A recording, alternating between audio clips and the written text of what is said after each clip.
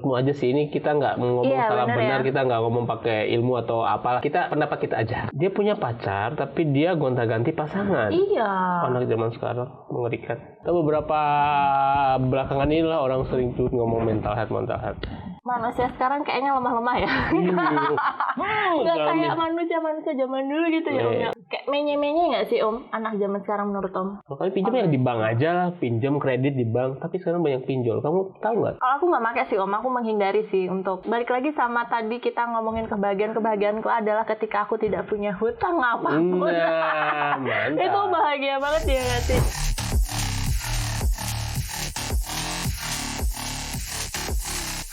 Welcome back di Nasihat Om-Om bareng personil bukan Nasihat Om-Om Danisa. Halo. Udah lama nggak kelihatan. Iya. Udah lama nggak tampil. Betul banget. Kamu kemana aja? Aku terdampar di sebuah kabupaten Om. Kabupaten, dari kota ke kabupaten. Iya banget lagi. Tapi gak apa-apa, seru tahu. Seru. Berarti makin hemat dong pengeluaran. Bener, saving money banget. Saving money banget. Iya, banget. semoga nanti bisa buat modal nikah. Nikah ya ampun. Iya. Kok ngomongin nikah langsung nggak ada jodohnya. Belum ada. Yang cari dong Om. Iya. Ini kan podcast kayak gini sambil menjual loh. Jadi siapa tahu. Menjual maksudnya biar dapat jodoh. Oh, iya. DM lah nanti di Instagramnya di bawah ya. DM ya guys, jangan lupa ya DM aku di bawah ini. Dan kita mau ngobrolin tentang fenomena yang aneh-aneh akhir-akhir ini terjadi. Oh ya, apa tuh? Kita spill dulu ya. Boleh. Pertama, ada selebgram membuang bayi di Bandara Ngurah Rai. Iya, di Bandara Ngurah Rai. Iya, dia ketangkapnya di Semarang nggak sih? Itu. Terus yang kedua, fenomena bunuh diri. Iya, di Semarang lagi ya. Jangan spill kotanya. Oh iya. Nanti ditakut stereotype. Gak Oke, apa-apa, aman. Oke. Terus yang ketiga itu pinjol. Pinjol, oke. Yes. Sekarang kamu tenangin dirimu, bayangin dulu mau ngomongin apa sebelum Om membombardirmu dengan pertanyaan. Oke, siap. Ya, gimana nih Om? Gimana menurutmu kok ada orang yang tega sekali membuang bayi di tempat umum kayak gitu? Menurutmu aja sih, ini kita nggak ngomong salah benar, kita nggak ngomong pakai ilmu atau apalah, kita pendapat kita aja. Oke, aku tahu sih itu beritanya, dia tuh katanya sih takut ya sama pacarnya.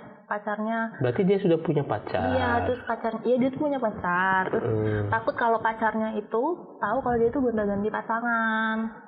Dia punya pacar tapi dia gonta-ganti pasangan. Iya. Anak zaman sekarang mengerikan. Terus sih mungkin itu kayak ini Om ya, kayak tuntutan kehidupan kali ya, karena kan emang makin zaman makin ngeri lah pokoknya, kayak gaya hidup, kayak kebutuhan yang tinggi itu kan emang selalu mengikuti ya, makanya segala hal itu dilakukan gitu. Nah, salah satunya itu, makanya dia cuman menurutku ya nggak habis pikir kalau emang dia nggak menginginkan tuh kenapa digedein gitu ya Om ya. Digedein itu maksudnya kenapa ditunggu sampai melahirkan gitu loh. Gimana coba dia caranya menginginkannya tuh? Atau mungkin dia ngerasa dia tuh pengen sebenarnya punya anak, makanya itu nggak dihilangin sama dia. Yang kita nggak habis pikir gimana seorang perempuan yang sudah mengandung, bayinya sudah lumayan besar ya di kandungan, berarti kan bayinya itu kan makan dari darah dagingnya perempuan biasanya gitu kan, pasti koneksi itu pasti ada. Itu gimana kok ada kepikiran untuk setega itu gitu? Iya, makanya aku tuh nggak habis pikir kalau emang dia gak ada niatan takut pacarnya ketahuan, otomatis kan udah dihilangkan sejak mungkin awal kehamilannya dia ataupun di tengah kehamilannya dia, nggak mungkin sampai dia melahirkan. Itu 9 bulan loh Om. Itu kan pasti menurut aku ada di titik di mana dia tuh emang mau melahirkan sebenarnya, emang mau digedein sama dia. Tapi setelah itu ya tuntutan ekonomi sekarang hingga nah dia balik lagi mungkin berpikir aduh gimana yang gedeinnya ya, dan pacarku nerima nggak ya, dan mungkin dia udah discuss sama pacarnya dan mungkin pacarnya nggak nerima, jadi makanya dia memutuskan untuk membunuh bayi itu. Ditanggung sendiri lagi akibatnya. Ya, gitu. Dan rentetannya adalah bukan cuma dia yang menanggung akibatnya, dia, orang tuanya, semuanya kan pasti akibat. Ya. Sangat disayangkan sih. Ya, semoga nggak terjadi pada kita dan pada teman-teman sekalian. Mungkin semoga berita ini jadi pembelajaran buat kita semua. Iya. Untuk berpikir agak jauh lebih ke depan sebelum melakukan sesuatu. Iya. Menurutku kalau misalnya kita berbuat, ini bukan anjuran ya, cuman menurut saya kalau misalnya nakal itu boleh, tapi untuk tidak merugikan diri sendiri ataupun orang lain itu jangan sampai deh. Setuju gak sih? Berarti kalau nggak merugikan diri sendiri dan tidak merugikan orang lain itu nggak nakal sebenarnya. Bener deh. Sesuatu yang nakal itu Iya. Ya udah gak usah nakal aja. Adem ayem aja. Ya, masih ada cara lain untuk mencari uang tanpa harus mengandalkan begitu-begituan gitu kan. Iya. Apalagi kan punya follower banyak, mungkin bisa endorse. Tapi kan dia selebgram. Menurutku itu hal yang tabu sih, maksudnya hal yang biasa aja sih kalau misalnya di kalangan selebritis ataupun selebgram. Kalau menurutku sih gitu. Sebenarnya itu karena tuntutan ekonomi yang terlalu tinggi, gaya hidup yang terlalu tinggi, sehingga kalau ya kayak kita biasa-biasa aja loh, kalau biasa duit berapa aja ya nyaman-nyaman aja gitu kan, karena kita nggak gengsi harus pakai baju apa, ketemu orang mana dan lain-lain, kita nggak terlalu pikirin atau harus status apa gitu, kita nggak. Tapi mungkin itu terlalu berat statusnya dan mungkin gaya hidupnya mungkin ya, ini nggak ngejudge ya. Kita nggak judging, we are just reporting gitu aja lah ya. Ya kalau pikiranku segitu ya. Bagaimana cara orang mengendalikan nafsu? Semua nafsu bisa kamu kendalikan? Bisa. Oke. Dengan kok aku jadi gagal gini? Dengan apa? Ya maksudnya dengan bertambahnya usia, menurut aku tuh bisa dikendalikan. Mungkin kita dulu sebelum aku nggak ngejudge juga kalau misalnya aku dewasa itu enggak ya gitu ya Om ya. Cuman dengan bertambahnya usia logika itu jalan. Banyak pelajaran hidup yang sudah kita tempuh. Semakin tua gitu ya, itu logika itu akan semakin jalan gitu loh. Kayak kita akan melakukan hal A, bisa nggak ya ini resikonya kita ambil? Itu tuh tetap jalan sih Om. Itu kalau aku ya. Jalan sih. Tapi kalau Om sih menurut Om gini, kalau kita kan belajar karena pertambahan usia, berarti kan karena kita melalui banyak hal ya di dalam pertambahan usia itu sehingga kita tahu. Tapi bagi kalian yang di sana yang mungkin masih muda, yang mau cari pelajaran, trust me deh, jangan ngerasain dulu. Kamu better pelajari dari pengalaman orang lain itu juga boleh. Jadi jangan harus kamu tahu sakitnya jatuh di got, tuh jangan jatuh di got dulu. Kamu lihat orang jatuh di got patah kakinya, nah itu. Iya. Nah itu gitu kira-kira ya. Iya benar. Jadi kita harus memetik pelajaran dari orang lain juga gitu. Oke lah, kalau itu jangan terlalu panjang, takutnya lidah kita tersalah. Julid ya. Julid, nanti kalau larinya ke julid-julidan. Nah yang kedua adalah fenomena banyak sekali yang orang-orang bunuh diri sekarang. Oh iya, yang bunuh diri. Mahasiswa bunuh diri, terus ada surat wasiat dan lain-lain. Apakah kamu kelahiran? Boleh tahu usia? Aku ada 90-an. Oke, anak 90-an ya sama kan? Saya juga 90-an dong. Iya. Gak mungkin banget apaan tahun 90-an. Percaya nggak? Percaya dong. Udah pakai skincare loh ini. Masa nggak percaya juga? Apa Om skincare? Hah? Nggak boleh di-spill di sini. Oh iya. Terima kasih istri saya yang sudah memprovide skincare. Walaupun tidak ada hasilnya di muka saya, paling tidak menunda sedikit. Ya, paling nggak 2 hari lebih muda lah gitu. Oke, lanjut ya. separah itu orang menderita, istilahnya kayak sekarang kan lagi bawa-bawa mental health. Om tuh baru tahu sekarang loh, mental health tuh baru tahu beberapa belakangan ini lah orang sering tuh ngomong mental health. Apakah gara-gara itu atau gara-gara apa sih? Gara-gara manusia sekarang kayaknya lemah-lemah ya. Nggak kayak manusia zaman dulu gitu ya. Orang tua tuh wah kuat gitu ya zaman dulu tuh ya, walaupun walaupun tidak terpenuhi secara teknologi tuh, tapi mental mereka sungguh sangat kuat sih dibandingin mental anak-anak zaman sekarang gitu loh. Kayak gimana ya Om ya? Stres tuh nggak bisa dihindari sih, emang betul sih. Cuman bagaimana kita menanggulanginya itu? Kayak prinsipnya dia. Kayak menye-menye nggak sih Om anak zaman sekarang menurut Om? Iya nggak sih, menye banget nggak sih? Gini, mungkin bukan karena zamannya sih, bukan karena usia, karena mereka lahir zaman sekarang, kalau menurut Om ya. Jadi ini beda-beda. Bukan lahir zaman sekarang atau zaman dulu, tapi apa yang mereka konsumsi sekarang itu beda dengan yang dikonsumsi zaman dulu. Maksudnya informasi yang dikonsumsi sekarang sama informasi konsumsi zaman dulu itu berbeda. Contoh ya. Jadi sekarang kan teknologi informasi, terus semua berita ada dan lain-lain. Orang tuh nggak bisa tahu lagi mana yang benar, mana yang salah. Pokoknya kalau sudah terpampang di sosial media terasa benar aja gitu ya. Terasa benar aja, sehingga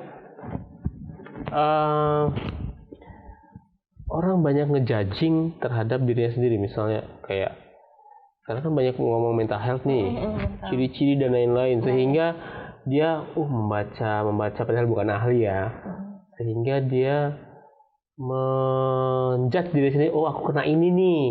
Nah, karena dari situ terus divalidasi sendiri, terus dipercaya sendiri, akhirnya lama kelamaan menjadi sugesti, dan lama kelamaan ya terjadi juga gitu.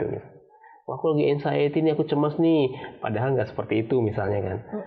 Akhirnya karena baca ciri-cirinya sama, lama kelamaan karena bukan ke psikolog atau bukan psikiater yang ngejudge sendiri, lama kelamaan dia mempercayai itu ada dalam dirinya, ya terjadilah gitu. Kalau menurutku sih gitu ya, karena banyak mengkonsumsi informasi yang salah. Cuman kalau misalnya informasi dia disaring sama diri kita dengan mempunyai mental yang kuat, menurut aku juga nggak masalah sih Om. Kayak ya don't care lah, apalah gitu mungkin. Kalau kita sih udah bebal ya. Bebal ya, kita bebal sih tapi ya. Tapi kalau kadang kan orang lain itu banyak meromantisasi kisah hidupnya gitu. Rata-rata misalnya kayak apa sedikit, aku tersakiti gitu, apa sedikit, aku mengalami mental health, apa sedikit, tempatku toksik gitu. Contoh gini. Jadi orang sekarang itu banyak sekali yang datang nanya, terus ngomong-ngomong gimana sih caranya bahagia gitu. Kan banyak orang tuh menganggap bahwa bahagia itu nggak punya masalah gitu ya. Padahal nggak mungkin kan. Hidup nggak mungkin tanpa masalah. Sehingga kalau ada masalah, mereka menganggap diri mereka tidak bahagia. Ya. Sehingga kalau mereka menganggap diri mereka tidak bahagia, mereka menganggap diri mereka kurang beruntung atau tidak ada artinya lah ya. Nah itu yang membuat akhirnya down, lama kelamaan, ngapain aku nih di dunia kok nggak ada artinya, orang nggak mau, banyaklah halnya. Kamu tuh gitu sih, bersyukurlah apa yang kita punya sekarang. Iya, Danisa. Terus kita sendiri pernah melalui hal-hal yang mungkin kita sudah lewati dan membuat kita I don't care. Ya, kita termasuk orang-orang yang kayak bebal ya, don't care sih. Kalau aku ya gitu Om, jadi kayak misalnya ya mau fitnah aku malah kayak aku tunggu gitu loh. Ayo dong fitnah aku, apalagi nih yang harus aku hadapi. Karena mungkin ya pegangan aku orang sekitar itu, kayak mungkin aku punya sahabat dan teman aku pun juga orangnya yang menguatin kayak nggak usah rumah kayak wong ngono ya, wong edan gitu. Nah mungkin itu yang nggak dimiliki sama orang-orang mereka di sana itu ya. Tuh kenapa ketawa ya? Penonton ini live podcast ada yang ketawa. Penonton kita ada 2 juta orang loh di sana. Udah ada 2 juta orang. Apa Mbak ketawa Mbak? Kiu. Nah, satu lagi sih dia tentang bahagia nih. Aku pernah baca nih. Jadi ada satu pemuda datang ke seorang filsuf nanya. Filsuf nanya, filsuf, katanya kamu tuh orang bijak.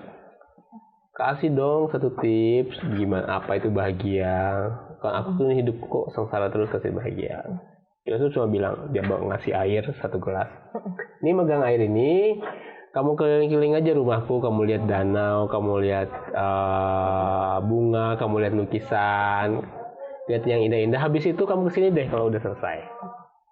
Aku ada tamu nih, dibawa sama, oke, cuma bawa air aja kan, bawa air.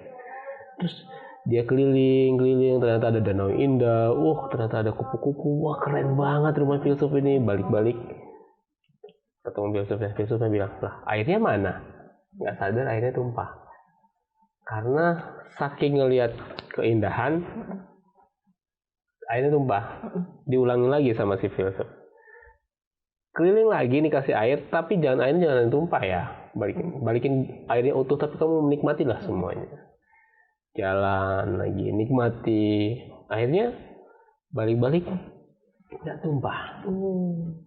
Karena dia menikmati sambil menjaga. Terus dia udah nggak sabar.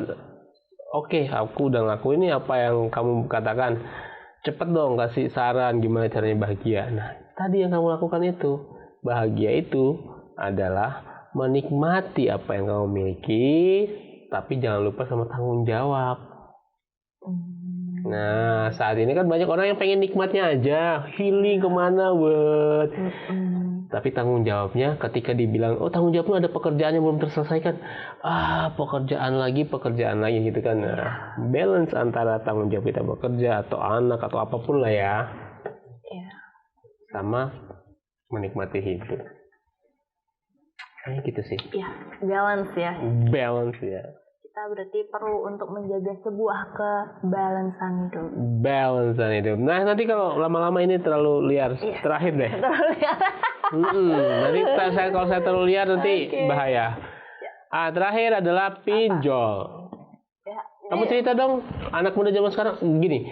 Kalau di usia kami itu pinjol itu kayaknya nggak akan masuk lagi deh, karena kami bukan apa-apa ya. Kami tuh beli online aja tuh jarang lah. Anak-anak sekarang kan online semua kan. Kalau kami pinjam ya di bank aja lah, pinjam kredit di bank. Tapi sekarang banyak pinjol. Kamu tahu nggak? Kalau aku nggak pakai sih Om, aku menghindari sih untuk ini ya. Balik lagi sama tadi kita ngomongin kebahagiaanku adalah ketika aku tidak punya hutang apapun. Nah, mantap. Itu bahagia banget ya nggak sih? Cuman kalau ngomongin pinjol ini temen aku sendiri sih Om. Gimana? Parah banget itu. Gimana parahnya? Iya tuh pinjol gitu Om, ya terbelit lah. Maksudnya kayak awalnya tuh kenapa dia harus pinjol? Itu dia gara-gara lakinya bodoh banget tuh.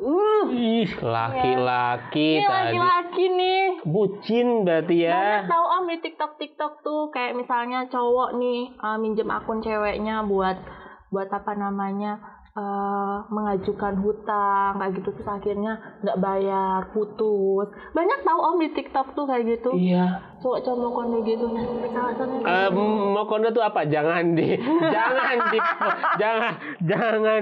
Mokondo adalah itulah pokoknya. Nah. Tapi rata-rata sekarang cowok itu emang mokondo. Tapi nanti kita bahas deh sama apa namanya, partner aku satu. Ya nanti di segmen selanjutnya kalian bahas. Nggak ngerti deh kenapa ya. Nah, tadi pinjol. Pinjol. Iya. Pinjol. Pinjol ya. Ya kayak gitu Om. Maksudnya gimana ini tanya ini? Iya, maksudnya kamu dengar cerita pertama kali dia pinjol itu, terus susahnya gimana sih? Susahnya itu karena bunganya emang nggak main-main ya untuk pinjol ini. Cuman terus dengan kemudahan apply-nya itu juga cepet gitu loh Om. Jadi kayak seolah-olah uang gampang. Gampang banget gitu. Padahal kan ya rekoso juga ya buat nyawurinnya untuk rutinitasnya. Ada Padahal juga kan, tuh ini info di ini ada yang potong sedikit. Ada yang bunuh diri, cewek bunuh diri gara-gara pinjol. Yang pinjol malah cowoknya. Iya itu makanya kan aku udah bilang sama Om tadi, emang itu rata-rata tuh banyak banget di mana-mana tuh. Sebenarnya itu bukan dia yang pinjol, tapi orang lain pakai nama dia. Berarti udah pinjol terus susah nyaur terus bisa buat orang mati ya? Ya benar. Ini sama teman-teman juga ya. Sedikit clickbait ya Om ya? Nggak apa-apa. Clickbait benar gak sih Om? Ya. Jaga semua data pribadi Anda, jangan sekali-kali pun untuk menyebar data apapun itu, sekalipun itu token, KTP, foto itu pokoknya jangan sampai bocor kemanapun. Entah itu yang minta pacarmu sendiri pun itu jangan dikasih, karena ya nggak tahu ya hati orang tuh gimana. Makanya pacar-pacar sekarang sering minta pap. Bahaya, bisa jadi pinjol ya itu ya. Pap dong sayang, pakai KTP ya. Oke, terima kasih. Dadah. Dadah.